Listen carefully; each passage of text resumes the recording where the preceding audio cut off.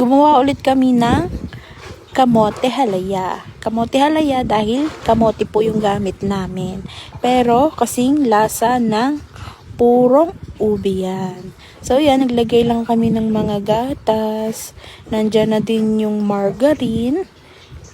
Naglalagay na din tayo ng condensed milk dyan. Naglagay na din tayo ng asukal and food color. Tapos paghalu-haluin lang natin yan. Hindi pa bukas yung apoy niyan. Kailangan guys, pag-combine na lahat, tsaka nyo lang bubuksan yung apoy niya. Medium heat lang siya para hindi naaagad or hindi masusunog. Hindi iiba yung lasa niya.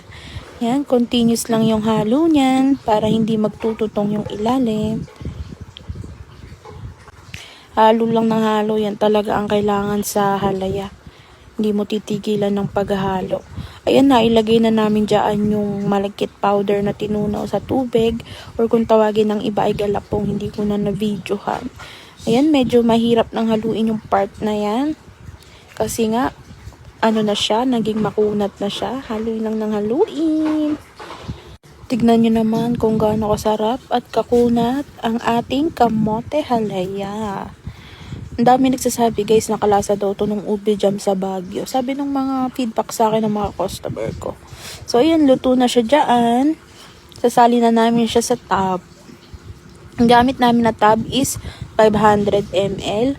Then ang takal naman namin dyan is 400 grams. Kulang 1 kilo. And ang benta namin is 100 pesos. May latik na din po yung kasama sa ibabaw. Yun lang guys. Bye-bye!